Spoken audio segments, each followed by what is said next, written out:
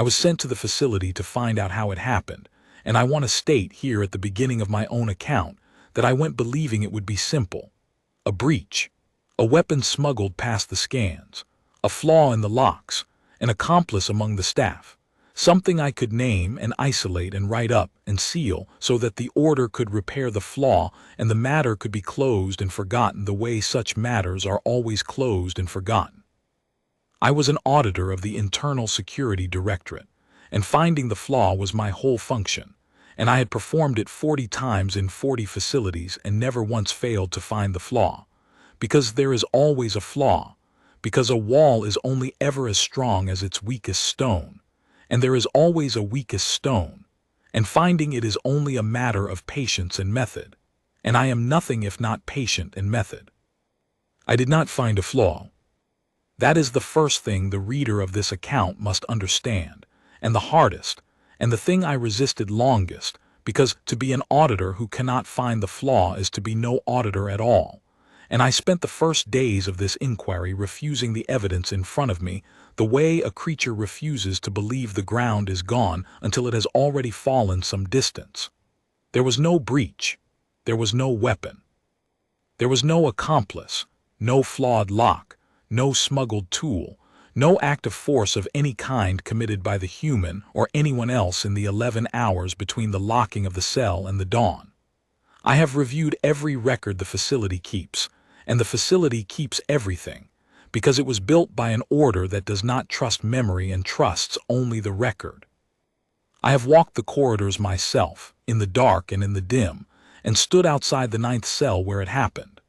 I have interviewed what remains of the guard shift, those of them the order has permitted me to interview, in the place where they are now kept, which I will describe, because the place where they are now kept is the whole reason this account bears the title it bears. And what I found at the end of all of it is so much worse than a flaw that I have spent a long time deciding whether to write this account at all, because to write it honestly is to admit that the thing the order most fears is not a weakness in its walls. It is a weakness in the people who stand on them, and there is no stone strong enough to fix that, and no auditor clever enough to find it before it is too late, because by the time you can see it, it has already happened to you. This is the record of the night they locked a human in the deepest cell of the deepest facility the order possesses, and by dawn the guards were the ones who were captive. I will reconstruct it as I reconstructed it, hour by hour. From the evening they brought him in to the morning, everything came apart. I will tell you what the records show, and what the guards told me, and what I have come, against my will and against my training, and against the whole of my life until this inquiry, to understand. I will not soften it, because softening it would be its own kind of lie, and I have decided, somewhere in the writing of this, that I am finished with lies, including the large, comfortable one I lived inside without ever knowing it was there. His name was Daniel Hart. He was a teacher before he was captured in a border action he had no part in starting, before he became a number in the order's intake, and then a body in the order's deepest cell. That detail, the teacher, is in his file, and I dismissed it at first as irrelevant, a fact of biography with no bearing on security. I no longer think it was irrelevant. I think it may have been the entire mechanism. I think the order, in its certainty, looked at a captured enemy and saw a prisoner, and never once read the one word in the file that would have told it exactly how the night would end. He spent his life before in a room full of the young, teaching them. A teacher does not break a mind. A teacher opens one. And the order had built, at enormous cost across centuries, the most perfect machine ever devised for closing minds. And into it, with great confidence, it placed a man whose whole life had been the opposite art.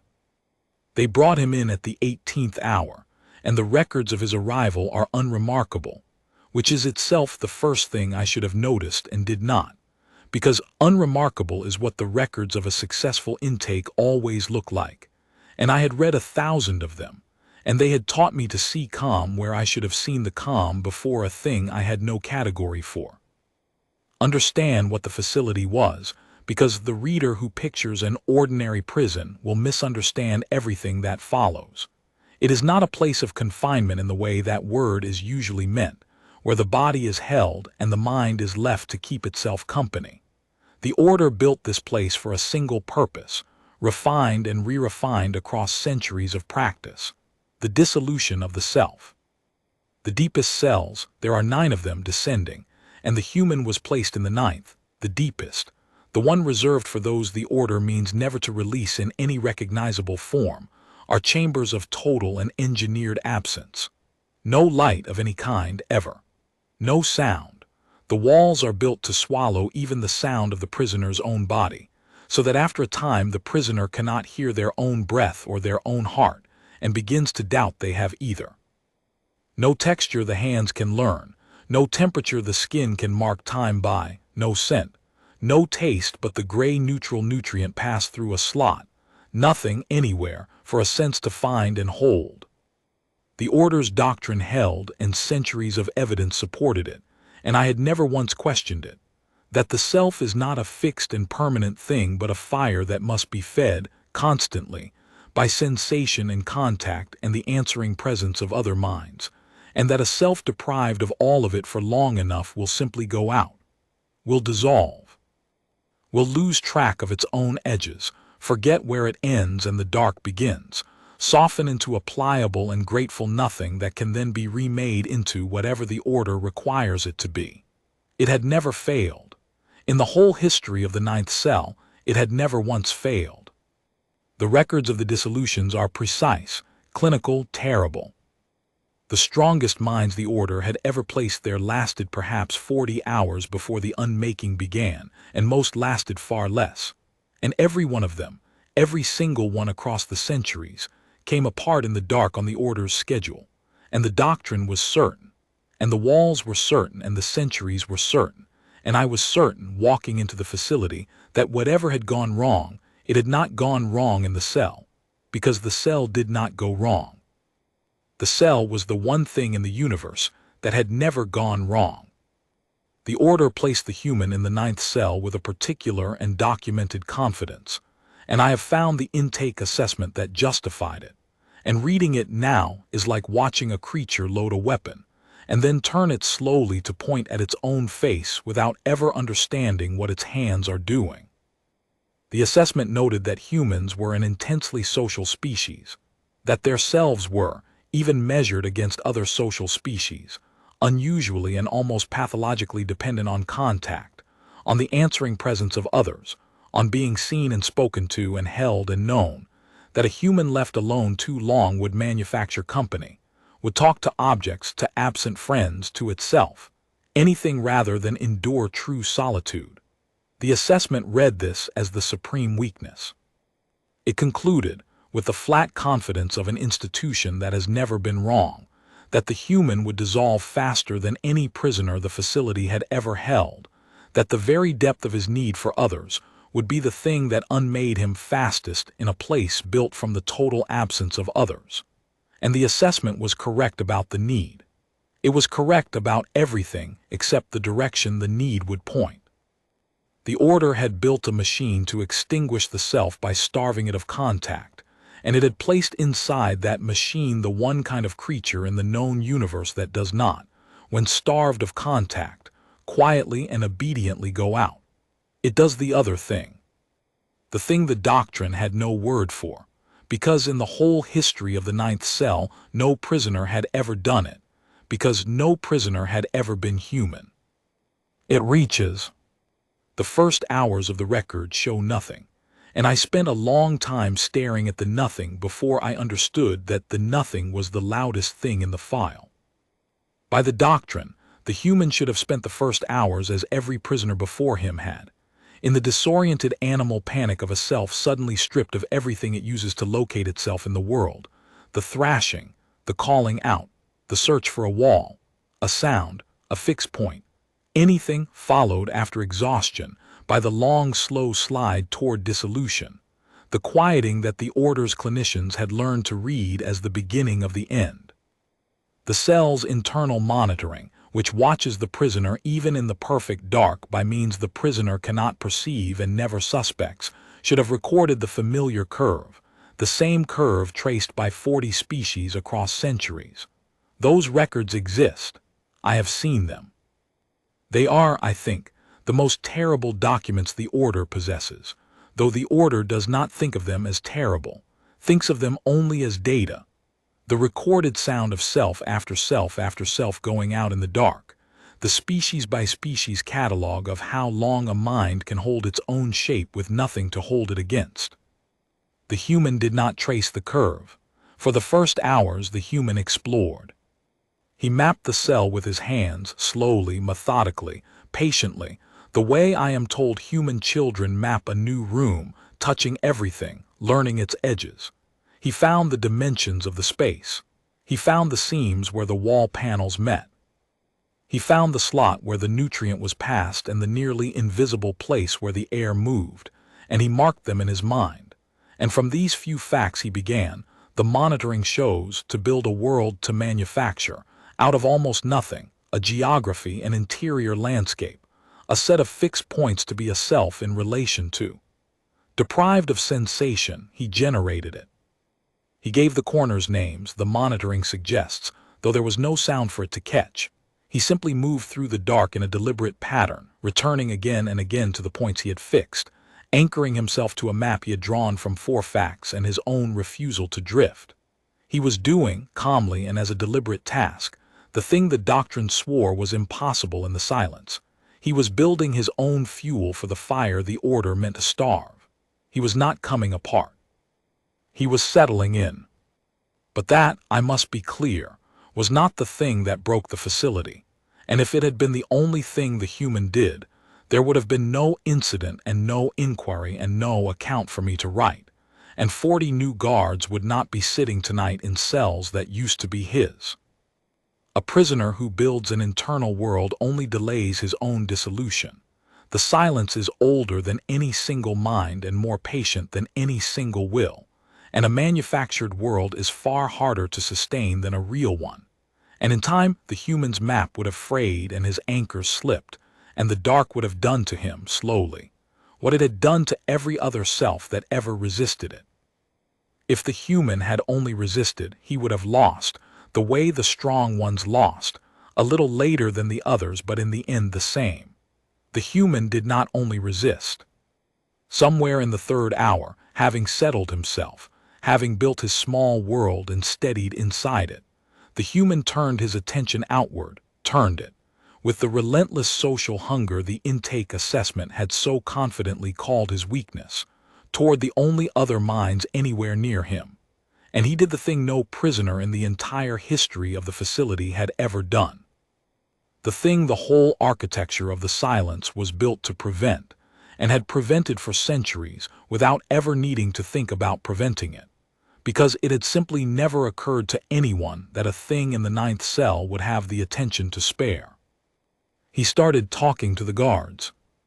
I need to explain the guards now, fully, because the reader who does not understand the guards will understand nothing of what followed, and because I did not understand the guards myself, not truly, not until this inquiry forced me to sit across a table from one of them and ask it questions.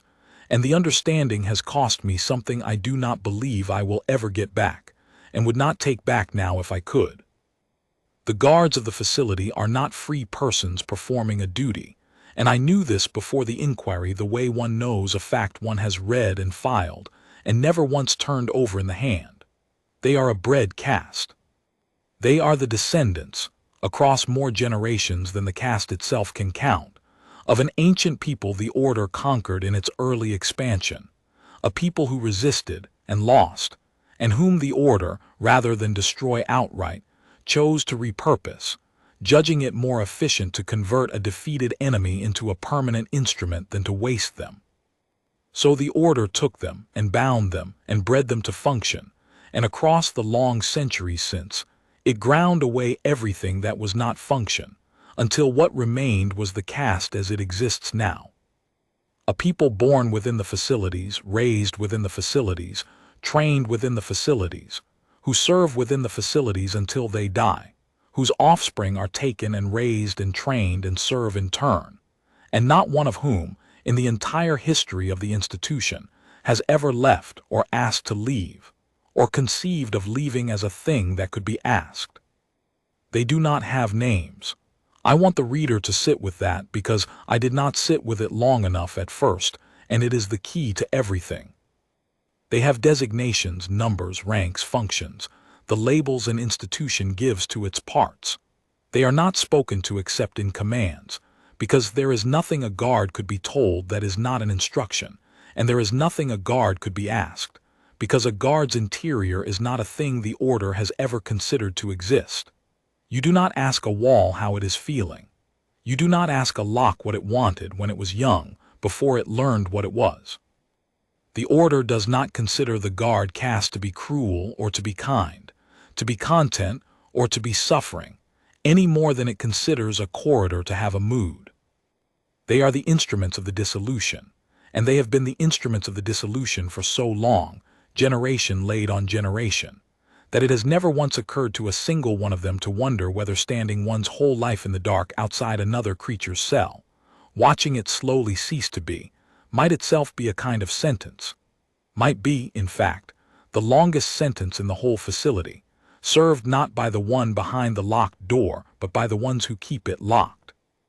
They had never been asked a question about themselves, not once, not in the entire history of the caste.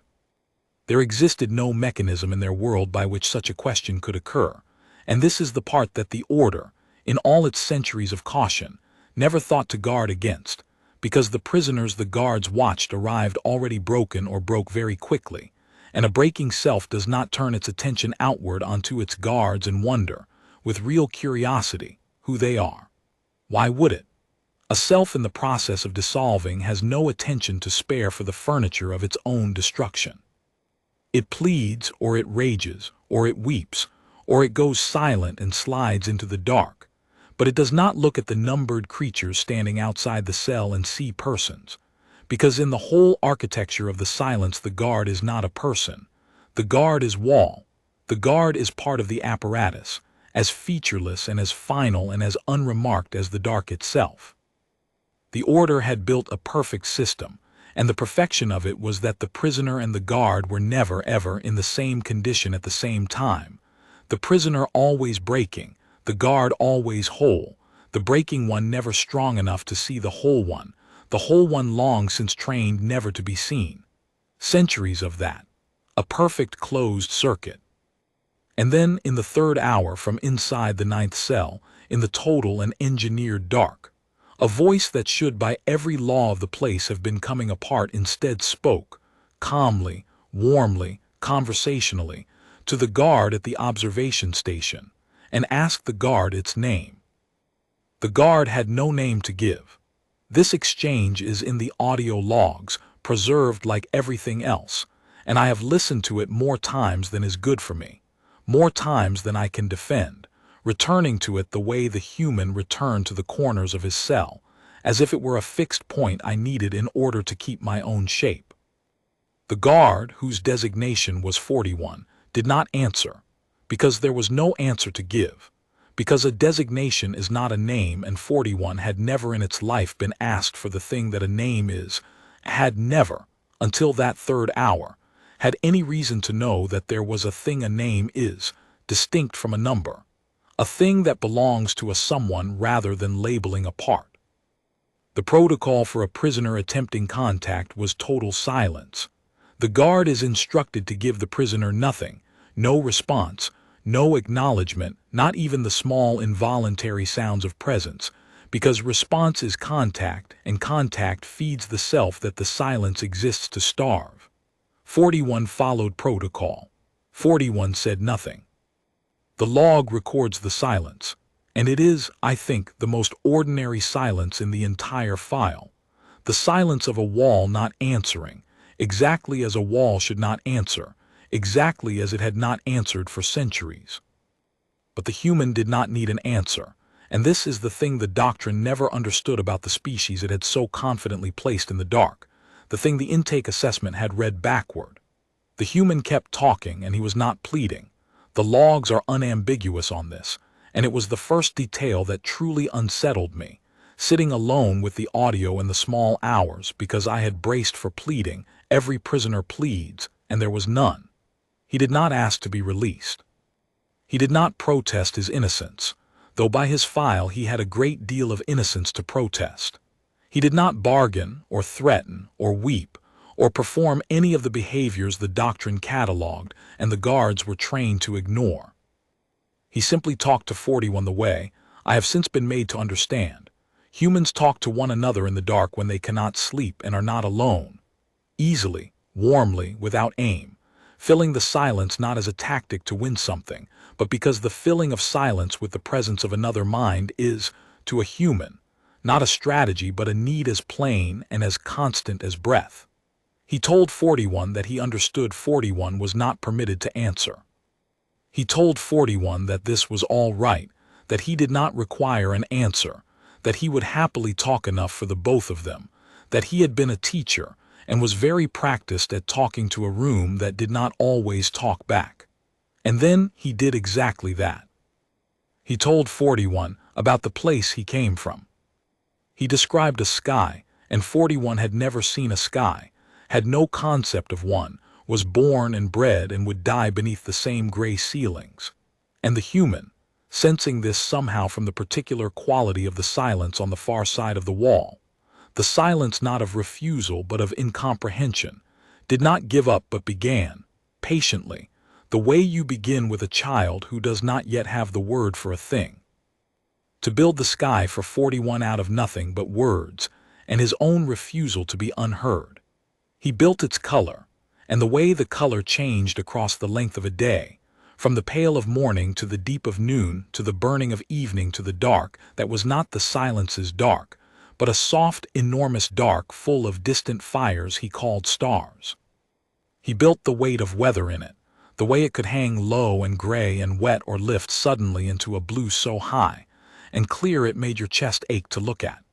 He told 41 about the sea, which 41 also could not imagine, and he built that too, the enormity of it, the way it was never still, the way it took the light and gave it back broken into a million moving pieces. He told 41 about the students he had taught, the small ones, the way they asked questions about everything, relentlessly, exhaustingly, wonderfully. Why the sky was the color it was, and where the rain went when it fell, and what was on the other side of the hill, and why and why and why. And he told 41 in the third hour in the dark, the sentence that I now believe was the most dangerous sentence ever spoken inside the walls of the order. Though no alarm registered it and no clinician flagged it, and it passed into the logs as unremarkable conversational noise. He said that the best thing about children, the very best thing, was that no one had yet taught them which questions they were not allowed to ask. 41 said nothing, the protocol held, the log shows no response. But 41 did not leave the observation station at the change of watch, and that is the first anomaly in the physical record, the first stone that moved, so small that the system did not even flag it as an event. At the fourth hour rotation, when 41 should have been relieved and should have returned to the guard barracks to rest before its next assignment, 41 remained at the post.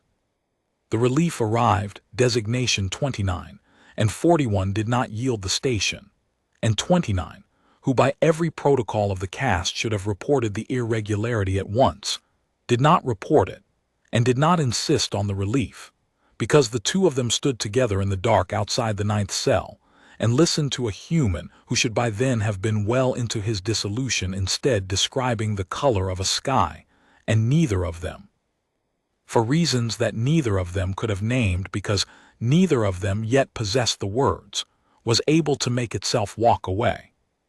I interviewed 41.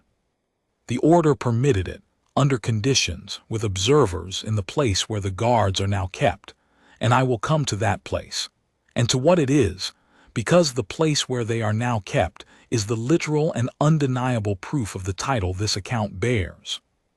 But I will tell you now here what 41 said to me, because it is the nearest thing to an explanation that exists, and because in the telling of it 41 did to me a smaller, slower version of what the human had done to it, and my inquiry never recovered, and I am no longer sure I want it to.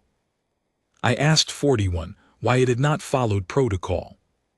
Why it had not simply stopped listening, the way the caste had stopped listening to prisoners for the entire length of its history, the way it had stopped listening 10,000 times before. And 41 was quiet for a long time, not the trained silence of the protocol, but the laboring silence of a creature reaching for a thought it has no practice in thinking, building the thought the way the human had built the sky out of almost nothing. And then it told me that it had not understood at first that anything was happening at all. It had stood at the post as it had stood at uncountable posts, furniture, wall, instrument, complete and untroubled. The human had asked its name, and it had felt nothing, because a designation is not a name, and the question had landed on it as a question lands on a wall, without purchase, without meaning. But then the human had begun to describe the sky, and somewhere in the describing, and 41 could not tell me when, could not locate the moment however hard I pressed, and I believe it genuinely could not, because the moment had no edges, the way the dawn has no single instant in which the night becomes the day. Somewhere in there, 41 had begun to want to see the sky, to actually want it. And in the wanting, for the first time in its entire life, 41 had become aware that there was a thing it could not have.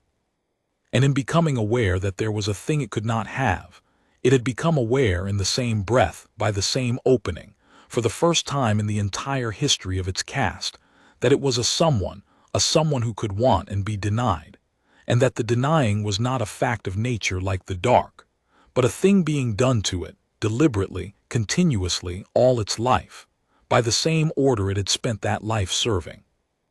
I asked 41 what that awareness felt like, and the question itself was already the human's question, already the contagion working through me, though I did not yet know to call it that. And 41 looked at me. They have eyes, the guards, dark and patient eyes, and the order's documents never describe them, because the order has never considered what a guard sees to be a kind of information worth recording. And 41 told me that it had felt exactly, precisely, like the thing it had spent its whole life standing in the dark watching the prisoners feel. It had felt like a self being touched for the first time in the dark. Except 41 said, and here it stopped and I watched it understand the thing even as it said it, except that for the prisoners the touch always came at the end as they dissolved, and was the beginning of their unmaking, the last flare of a self before it went out. And for 41 the touch had come not at an end but at a beginning. It had felt, 41 said, like a self waking up in the dark to discover that it was in a cell, that it had always been in a cell, that it had been born in the cell and bred in the cell and grown old standing inside the cell, and had simply never, in all that time, had the words to know that the cell was there. The human had not shown 41 the door of the 9th cell. The human had shown 41 the walls of its own. That is what the human did in the 3rd and 4th hours with nothing but his voice and his refusal to be alone. He did not break out of his cell. He reached through the wall of it, the way a teacher reaches through the wall of a child's not yet knowing, and he touched a self that had never once known it was a self, in a creature the order had spent centuries ensuring would never be touched, and he woke it. And a self that has woken cannot be put back to sleep. The order knows how to dissolve a self. It has 9 cells and centuries of method for the dissolving. It has no method at all for the opposite, because in all its long history it had never once needed one, never once imagined it could need one, because it had never once imagined that the danger might come not from the breaking of its prisoners, but from the waking of its walls. By the 6th hour there were 4 guards standing in the dark outside the 9th cell, and the physical records show the shift rotations beginning to fail across the whole of that level of the facility, quietly, without alarm, the way a structure fails first in places no one is watching.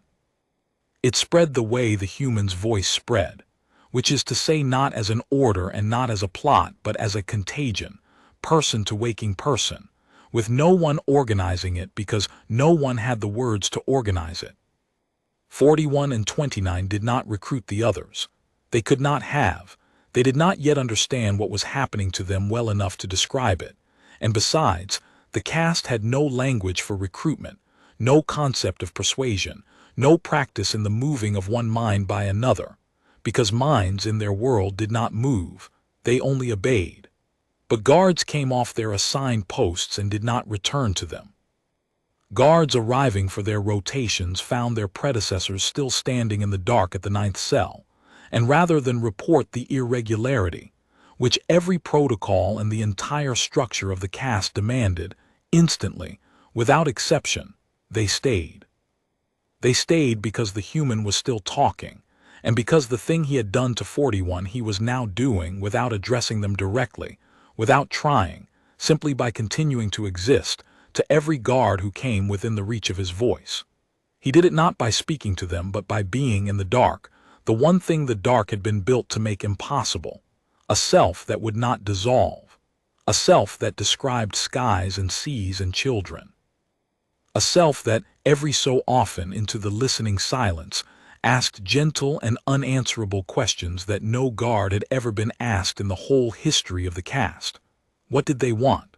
What had they wanted once when they were young, before they learned what they were? What would they do tomorrow that they had not done today? Where would they go when their shift ended, when they went home? That last question the records and the testimony together suggest was the one that did the most damage, and I understand exactly why, because it was the question with the most unbearable answer, and the cruelest part of it was that the human did not know the answer and meant no cruelty by the asking. The not knowing was the whole blade. Where will you go when your shift ends? When you go home? A human asks this of another worker as the most ordinary courtesy that exists between his kind. The small, warm, reflexive noise one social creature makes to another at the close of a long day, meaning nothing by it, expecting nothing in return but an easy answer about a meal and a rest, and a familiar door and someone waiting behind it. He asked it of the guards exactly that way, easily, kindly, without weight, as he would have asked it of anyone, and it fell among them like the last question at the end of the world, because not one of them had a home, or a shift that ended, or a tomorrow that differed from today, or anywhere at all to go that was not this dark, this corridor, this cell, this single unchanging assignment that was also their entire life. The human, in perfect innocence, had asked them to picture their own freedom, and in the picturing, every one of them discovered at the same hour in the same dark, by the same gentle blade, that they did not possess any, had never possessed any, had never even known freedom was a thing that could be possessed and therefore lacked. And in that discovery they understood, finally, the shape of the place they were standing in.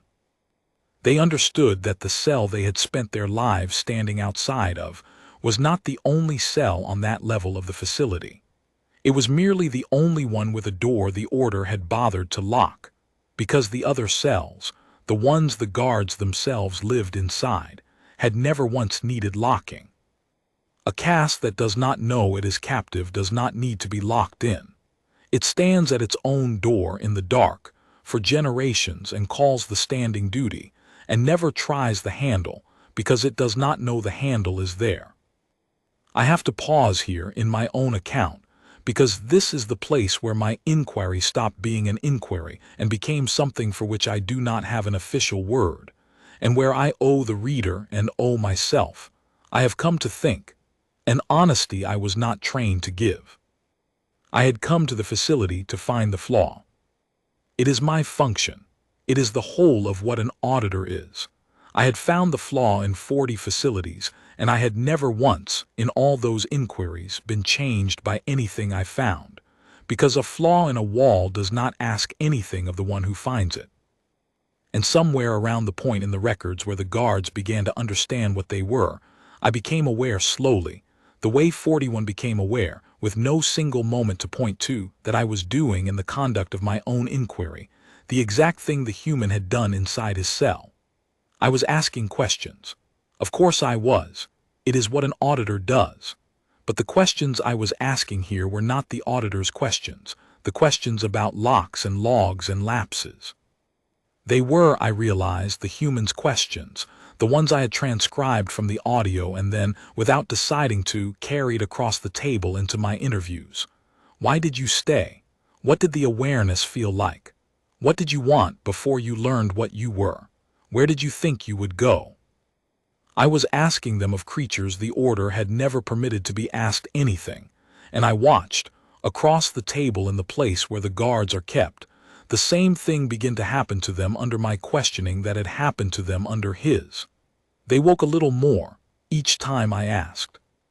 41 woke under my questions the way it had woken under the humans, and I understood, with a coldness that began in my own chest and spread outward, that I was not merely investigating the contagion.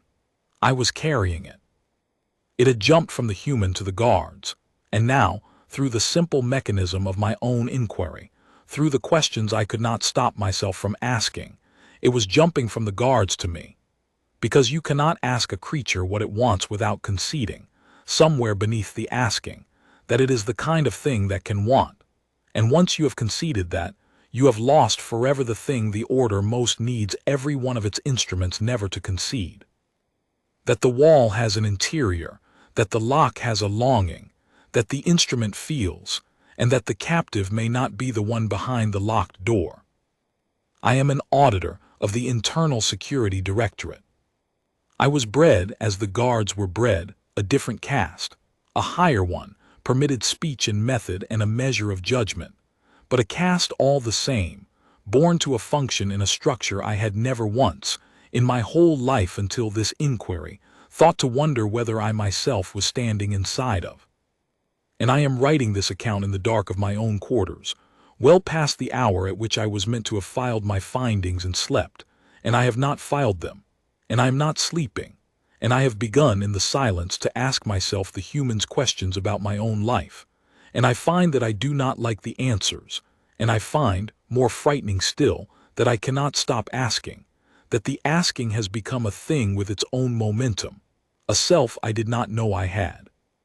Standing up in the dark inside me and beginning, very quietly, to try the handle of a door I never knew was there. The dawn, when I followed it through to the end of the records, came not as a revolt but as an opening, and the simplicity of it is the most frightening thing in the entire file, more frightening than any violence could have been, because violence the order understands and has answers for, and this it had no answer for at all.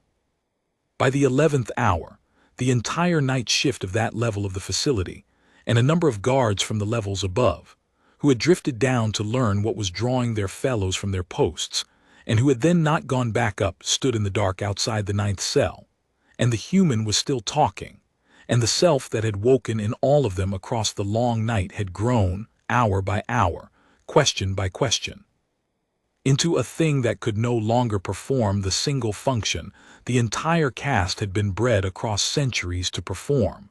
They could not watch a self dissolve anymore.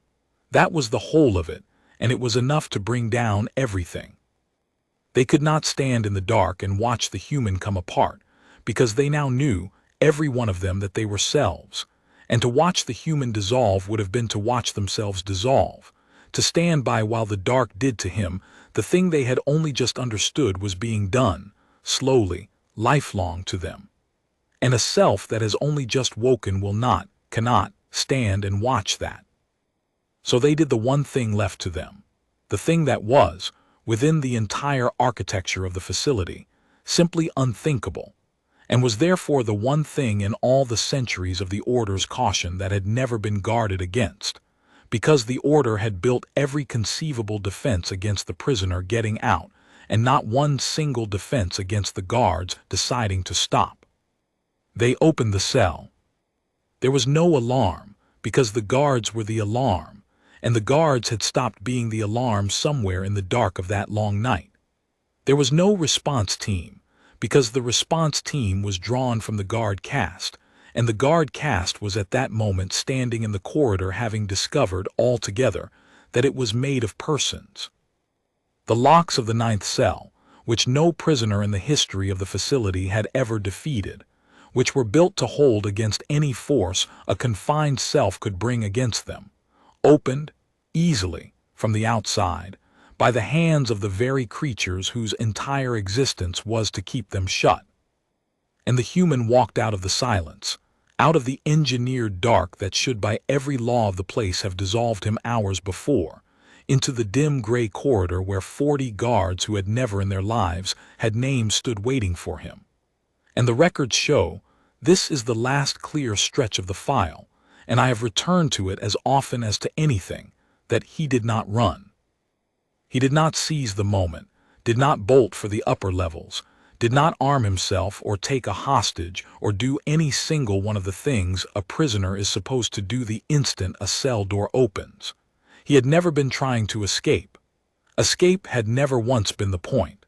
It was not the point at the 18th hour, and it was not the point now.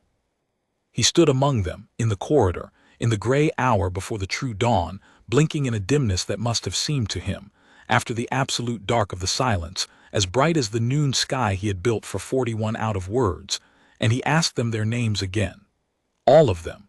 One by one going around the corridor, the way a teacher takes the roll on the first morning of a year. And this time in the dim corridor with the self awake at last in every one of them, they answered. Not with designations, with names. With the names they gave themselves in that moment, the first names that the caste had possessed in the entire span of its history, chosen in the dark at the end of the only night that had ever mattered to any of them, spoken aloud to the one creature who had asked. The human had asked the unanswerable question in the 3rd hour and been met with the silence of a wall. He asked it again in the 11th, and it was answered 40 times over, and the answering I have listened to it, the whole long quiet roll of it, voices that had only ever spoken commands now speaking haltingly, the most intimate word a person owns, the word that says I am someone. The answering was the sound of an entire bred and broken people becoming, all at once in a gray corridor persons. That is what the order found when it came at dawn, not a breach, not an escape, not a single broken lock or smuggled weapon or active force. A human standing calmly in an open corridor, surrounded by the guards who were meant to be unmaking him, learning their new names, one by one, in the gray and growing light. I will tell you now, finally, why this account is titled as it is, and why it is the literal and documented truth that by dawn the guards were the ones who were captive. Because the fact of it is the thing the order most wishes me never to write, and is therefore the thing I am most determined to set down before whatever happens to me next. The human was recaptured. I say it plainly so that no reader mistakes this for a story of escape, because it is not one, and the human himself, by every account, never once attempted to escape, not that night, and not on any of the nights that came after, in any of the facilities to which he was subsequently moved. When the order's true response finally arrived, not the guard caste, who had ceased to be usable, but the armed servants of the directorate, my own institution. They found the human in the corridor and they took him, and he offered no resistance, because escape had never been the point and was not the point now, because the point had already been accomplished hours before and could not be unaccomplished by anything the directorate's servants did to his body. They moved him to another facility, deeper, more isolated, the guards forewarned and forbidden contact under the severest penalties. And the file notes, in a tone of mounting institutional unease that I recognize precisely because it is now my own, that the same thing happened at the next facility, and at the one after that. The order is now confronting a problem for which it has no doctrine and no precedent and, I believe, no solution. It does not know what to do with a prisoner it cannot imprison, not because he breaks out, for he never tries, but because every set of guards that watches him becomes, within a single night, incapable of being guards. The order can move him from cell to cell forever. It cannot hold him, because the holding is done by guards, and the guards do not survive the holding as guards. And it cannot kill him, because the killing would become the loudest question of all, asked of every guard who ever heard of it and every auditor sent to investigate it. The question of what manner of thing must be put to death merely for asking other things their names, and describing to them a sky. But the guards of the first facility, 41 and 29, and the 40 others who stood in the dark and woke and chose their names in the gray corridor, they did not go free. A caste that has discovered it is captive is, to the order, infinitely more dangerous than any single human, because the human is one, and the caste is the very foundation the entire structure rests upon, the load-bearing instrument of every facility the order owns. You cannot run a prison with guards who have been seen as persons. You cannot, perhaps, run an order at all with instruments that have discovered they have interiors. So the order did the only thing its own logic left available to it. It detained the entire guard shift. It removed them from their posts and placed them in confinement. The watchers become the watched, the keepers become the kept, the instruments become the held. And it is in that confinement that I conducted my interviews, in cells not very different from the ninth, the woken guards now sitting where the humans sat, guarded in their turn by other guards, fresh ones, drawn from other facilities, who have not yet been asked their names, and who observed our interviews with exactly the blank, untroubled incomprehension that 41 once wore at its post, and who are, I have not the smallest doubt, already beginning. In the long hours of watching creatures they were told, our dangerous answer and auditors' gentle questions about what they wanted when they were young, to wonder. By dawn the guards were the ones who were captive. It is not a figure of speech. It is the central and inescapable finding of my inquiry. The order locked one human in its deepest cell, and by morning it had been forced to lock up its own guards, and it is now locking up the guards who guard those guards, and it will go on locking up guards, I think, in a widening circle, for as long as it refuses to understand what it is actually fighting. Because the contagion does not stop, because the question once asked cannot be unasked, because a self once woken will not return to sleep no matter how deep the cell you sink it in or how total the dark you surround it with. The human did not break the facility's walls. He proved that the walls had never been the point at all. The walls had always, all along, been holding in the wrong people, and it took only one creature who refused to dissolve, who spent his single night in the engineered dark not plotting his own freedom, but patiently asking the furniture its name, until the furniture remembered it was alive, and the whole magnificent centuries-old machine was revealed to have a flaw after all, the one flaw I had been sent to find and very nearly failed to recognize when I found it, because it was not a flaw in the walls. It was the people who stood on them. It was always going to be the people who stood on them, and there is no stone strong enough to fix that.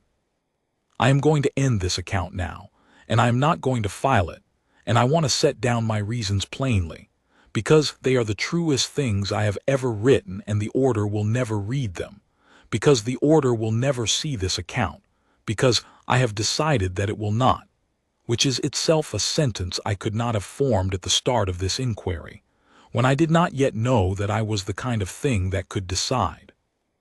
I came to the facility certain of what I was, an auditor, a function, a higher instrument of an order I had never once thought to wonder whether I was myself contained within, because I had never been asked, because in the whole of my life no one had ever stood outside my cell. I did not know I had a cell and asked me my name.